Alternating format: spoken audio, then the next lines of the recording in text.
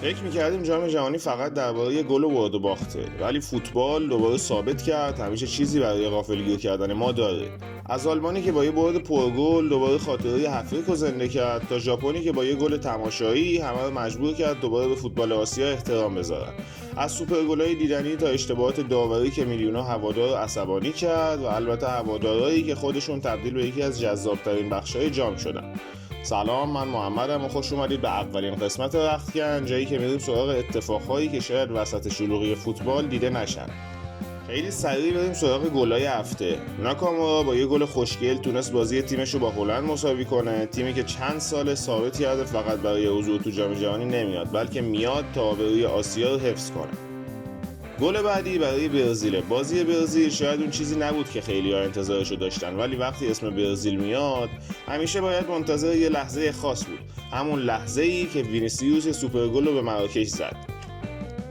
مسی هم هتریک کرد و به پیرترین بازیکن جام جهانی تبدیل شد که تونسته توی بازی هتریک کنه.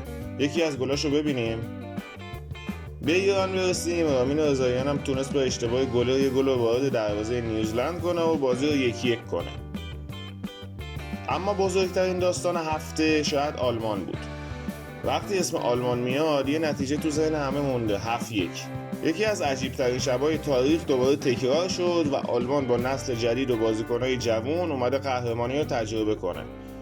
بعد از بازی هم اسطوره‌های آلمان کنار هم جمع شدن، هم خوشحال بودن هم سلفی گرفتن. لیست آمار بهترین بازیکن‌های حال حاضر جام هم از طرف فیفا منتشر شد که رامین رضاییان هم جزو بهترین ها بود، هم جزو ترکیب دور اول. امیر قلعه‌نویی برنامه خوبی برای رامین چیده. بریم سراغ بخشی که همیشه توی جام جهانی بحث درست میکنه، یعنی داوری.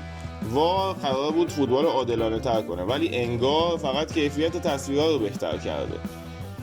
تو این هفته چند صحنه جنجالی باعث شد هوادارا اعتراض کنن. از خطای اشرف، برناردو و مسی روی پای بازیکن‌ها که داور کارت زرد هم به زور نشونشون داد. تو همون بازی که مسی اخراج نشد تونست هتریک کنه. قطعا همه بازی‌ها اشتباه داره، ولی خب این جام جهانیه و برای دور اول زیادی بود به نظرم.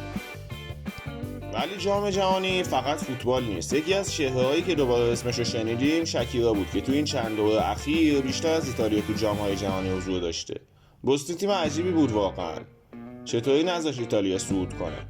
البته سوتیا هم همیشه هستن.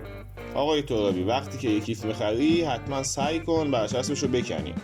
و پیشرفت‌ترین موضوع این دور میرسه به وژینا، گلر کیورد که با کلینشیت جلوی اسپانیا و سیو کردن‌های پیاپی تونست تو یه شب از 40,000 فالوور به 7 میلیون برسه. این یعنی بیشتر از کاسیاس، بوفون و نویر فالوور داره الان. فکتای جالبم بخوام بگم، در حال حاضر آلمان بیشترین گل زده رو تو تمامی ادوار جام جهانی نسبت به بقیه تیم‌ها رو داره و با یه گل بالا سر برزیله. همچنین آلمانیا بعد از بازیشون با تیم مقابل دعا کردن. قضیه عجیب داور آرژانتینی هم جالب بود. این داور یه حرکت با دستاش نشون داده که تو کشور آمریکا یه فحش محسوب میشه و همین باعث شده که محروم بشه. اما یکی از قشنگترین بخشای جام جهانی همیشه هوادارا هستن، از هوادارای ایرانی گرفته تا مکزیکیا و کره‌ای‌ها. لباسای عجیب، چهره‌های خاص و شادیایی که خودشون تبدیل به خاطره میشن. گاهی ستاره واقعی کسی نیست که داخل زمین بازی میکنه، کسیه که رو سکوها نشسته. البته که هوادارای عجیبم کم نداشتیم، از هیتلر بگیر که از گور پا شده بود اومده بود بازی آلمان رو ببینه، تا گاو سیاه هوادار ترسناک ترکیه‌ای. این جام جهانی برای بتبازا هم خوب نبوده. در کل که قمار خوب نیست، ولی یه تعداد از کاربران میلیون‌ها دلار روی باخت ایران، باخت آمریکا و برد اسپانیا و برد بلژیک بسته بودن که متاسفانه همشون لوس شدن. و در آخر جدول گروهی دور اول رو میبینید که ایران اگر جلوی نیوزلند رنک 80 پیروز میشد میتونه حداقل یک هفته صدرنشین جدول باشه. این بود از اولین ویدیوی رختکن. اینجا قرار نیست فقط نتیجه ها رو مرور کنیم، قرار داستان های پشت فوتبال رو پیدا کنیم. تو هم تو کامنت ها بهم بگو به نظرت بهترین سوژه های دور اول چی بود.